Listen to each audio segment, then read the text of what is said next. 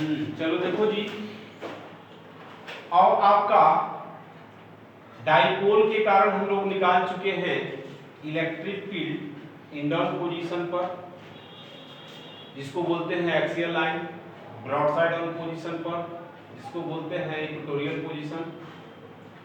अब उसी से आपको टॉर्क भी निकालना है, यानी torque on electric dipole in the uniform electric field, यानी डाइपोल पर जो टॉर्क लगेगा, टॉर्क का मतलब टर्निंग इफेक्ट, ठीक है ना, जो रोटेट करा दे।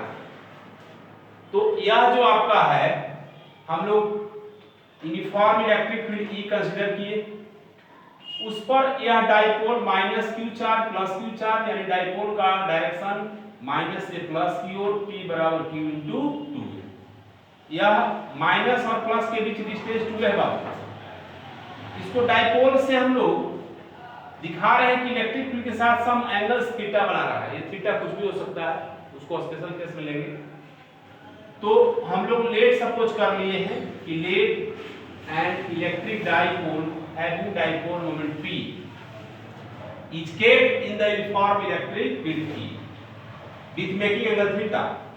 यह थीटा बनाते हुए एक्टिंग कर रहा है, काम कर रहा है। तब यहां पर यह माइनस क्यू चार्ज इस इलेक्ट्रिक फील्ड के कारण फोर्स एक्सपीरियंस करेगा। तो इस पर जो फोर्स लगेगा वह इलेक्ट्रिक फील्ड के अपोजिट में, पहले ही बताया था वो, ये plus Q charge electric field के कारण फोर्स एक्सपीरियंस करेगा इलेक्ट्रिक फील्ड के डायरेक्शन में। अब देखो, एक F1 इधर काम कर रहा है, F2 इधर काम कर रहा है। तो क्वेश्चन में आपका है एनसीईआरटी में कि total force on electric dipole in the field the zero. क्योंकि F1 का जितना वैल्यू है QE, F2 का भी उतना ही वैल्यू है, लेकिन दोनों अपोजिट डायरेक्शन में है। तो नेट फोर्स आप जब भी जोड़ेंगे तो F1 प्लस F2 वेक्टर नहीं जोड़ेंगे, लेकिन एक आपका प्लस एक्स एक्सिस में, एक आपका माइनस एक्सिस में, तो इसका मैग्नीट्यूड आपको लिखना पड़ेगा QE, लेकिन अपोजिट। तो total QE plus minus QE, तो नेट फोर्स क्या हो जाएगा? जीरो। कभी भी डाइपोल पर इलेक्ट्रिक फील्ड में आपसे पूछेगा कि नेट फोर्स क्या होगा, तो जीरो। क्लियर है? ऑब्जेक्टिव आया हुआ भी है। अब आइए टॉर्क कैसे डेवलप होगा। यह F1 जो है इधर आपको पुल कर रहा है, खींच रहा है, और सॉरी F1 इधर है खींच रहा है और F2 इधर खींच रहा है। अब टॉर्क में आप देखेंगे कि कहीं भी रोटेशन होगा तो इक्वल और अपोजिट फोर्स उसको रोटेट करा देगा। तो यह है, इसको रोटेशन टर्निंग इफेक्ट इधर हो रहा है, ये देख लो, ये देख लो, फिगर बना लो। तो हम लोग क्या पढ़े हैं कि रियल में टॉर्क बराबर फोर्स इनटू परपेंडिकुलर डिस्टेंस, किसी का भी परपेंडिकुलर डिस्टेंस, जैसे F2 का ई परपेंडिकुलर BC हो गया, F1 का ई परपेंडिकुलर हो जाएगा जी, दोनों तो बराबर होगा। तो यहां पर हम लोग निकाल लिए हैं इन फिगर ABC से, ठीक है ना, ABC, ये एंगल थीटा, यहां भी एंगल थीटा, तो साइन थीटा, तो साइन थीटा के सामने ये परपेंडिकुलर BC, ये हाइपोटेन्यूज 2a हुआ, तो BC बराबर 2a sin थीटा। अब वैल्यू पुट किया जाए, perpendicular distance BC, force either magnitude QE, चाहे F1 का लो चाहे F2 का लो। तो ये टाउ है जी, टॉर्क को डिनोट करते हैं किससे? टाउ से। तो टाउ बराबर QE into BC, BC का वैल्यू निकाल चुके हैं, कितना? 2a sin theta. तो टाउ बराबर QE into 2a sin theta, यह टॉर्क निकला।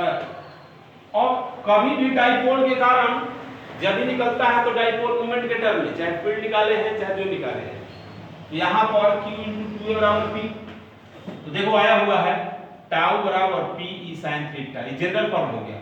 अब वेक्टर फॉर्म आएगा, देखिए यह P का डायरेक्शन, यह E का डायरेक्शन, टर्निंग इफेक्ट यही हो रहा है। तो ये आपको एक बार आया हुआ है कि कोई भी टॉर्क जो है डाइपोल के कारण जो डेवलप होता है उसका न्यूमेरिकल वैल्यू क्या होगा, वेक्टरली क्या होगा।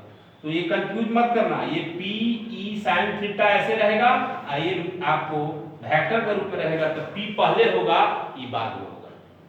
अब चूंकि यहां पर टॉर्क का जो डायरेक्शन होगा, ये एरो बता रहा डायरेक्शन हुआ, जो होगा वह P क्रॉस E के डायरेक्शन के समान होगा, एक समान, यानी P क्रॉस E जो डायरेक्शन देगा वही आपका टॉर्क का डायरेक्शन होगा। इसी को बोलते हैं टर्निंग इफेक्ट। क्लियर है? तो अब इसके बाद इसको नोट कर लो, अब देखो इसी में स्पेशल केस भी हम लोग कर लेते हैं, इसको नोट करो, स्पेशल केस देखो।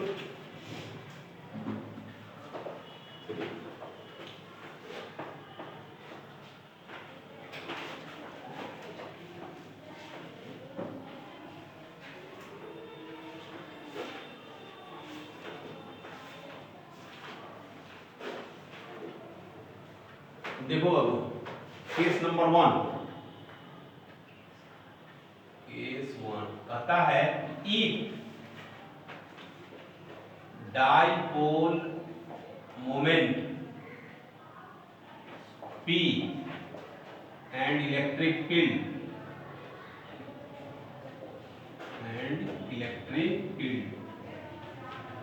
acting along the same direction,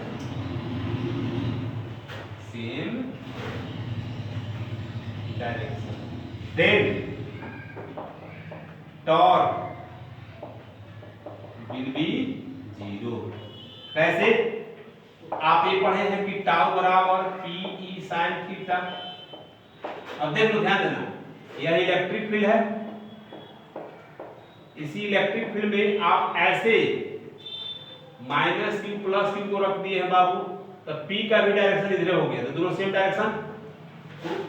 direction, यहाँ पर थीटा बराबर क्या हो गया बाबू 0 डिग्री, यानी टाउ बराबर हो जाएगा पी ई साइन 0, साइन 0 बराबर कितना 0, तो नो टॉर्क क्या होगा नहीं रहेगा, मैंने रोटेशन नहीं होगा इस केस में। लेकिन केस नंबर 2 देख लो,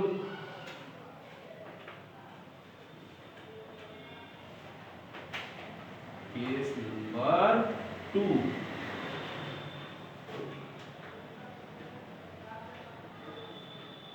कहता है if dipole moment and electric field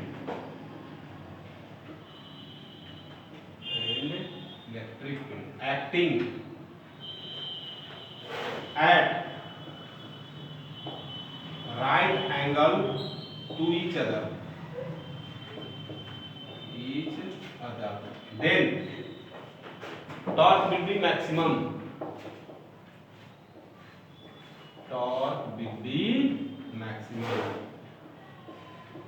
देखो अब कैसे मैक्सिमम होगा।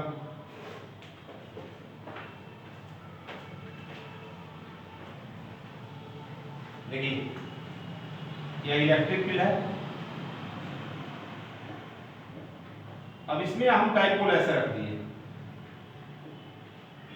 Minus Q plus Q, P का ऐसे डायरेक्शन हो गया, ये 90 हुआ ना जी। अब देख लो टाउ बराबर पी ई साइन 90, इसका मतलब कि टाउ मैक्सिमम, साइन 90 मैक्सिमम हो गया पी इंटू ई, क्योंकि साइन 90 इक्वल टू 1, क्लियर है, ई आपका आ गया।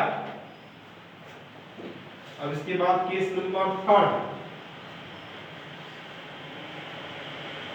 चलो देखो ऊपर नोट कर लिया है ना, इसको केस 3 बना देते हैं। देखा जाए, एक dipole moment P and electric field acting along opposite direction हुआ,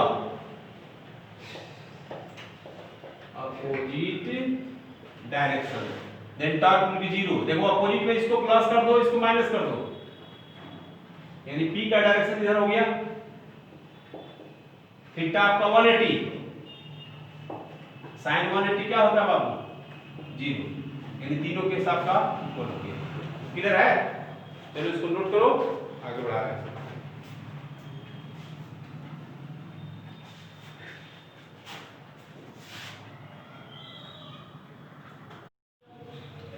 इसी पर आपका एक एग्जांपल दे रहे हैं एनसीईआरटी का, वो एनसीईआरटी का एग्जांपल है 1.10, यानी फर्स्ट चैप्टर का 10 नंबर क्वेश्चन, वो एक्सरसाइज प्रॉब्लम है जी, EXE 1.10।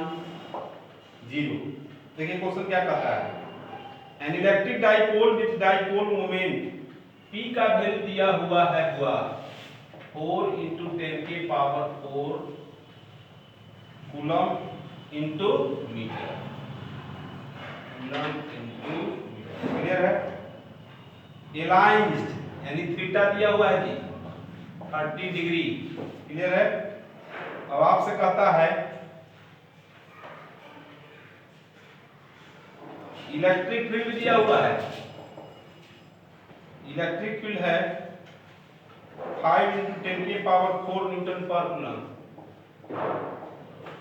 Newton per coulomb. Clear है? Calculate the magnitude of torque tau equal to what. देखा जाए तो फिगर भी बना सकता है, नहीं बनाएगा तो डायरेक्ट भी बना देगा। देखो फिगर बना दो तो ज्यादा अच्छा रहेगा। इसमें क्या बता रहा है? इसमें बता रहा है कि इलेक्ट्रिक फील्ड जो है अपना काम कर रहा है, ये वैल्यू दिया हुआ है। इसी इलेक्ट्रिक फील्ड में ये आपका dipole plus Q minus Q यानी पी का डायरेक्शन माइनस से प्लस क्यू हुआ, इसके साथ 30 डिग्री बना के काम कर रहा है। तो टॉर्क कितना लगेगा वो निकालना है। तो अभी आप टॉर्क का जनरल फॉर्मूला निकाले हैं, as we know that tau is equal to P साइन 30 डिग्री। 30 दिया हुआ जी, इसका वैल्यू हो जाएगा P का वैल्यू 4 × 10⁴, E का वैल्यू 5 × 10⁴, साइन 31/2 हुआ, कट गया 2। तो देखो इसका आंसर जो आ गया वो टाउ इज इक्वल टू 5 × 10 × 10⁸। अब इसको भी एडजस्ट करो, 1 पावर है तो 10⁹। अब देखिए टॉर्क का जो यूनिट होगा जो आप 11th में पढ़े थे वही होगा बुआ, फोर्स इंटू डिस्टेंस, तो न्यूटन इंटू मीटर। क्लियर है ना? ये आपका टॉर्क है। अब इस पर रिलेटेड जो भी प्रॉब्लम हो इसको प्रॉब्लम बनाइए और अगले क्लास में इस पर हम आगे डिटेल्स बताएंगे। क्लियर है? नोट करो।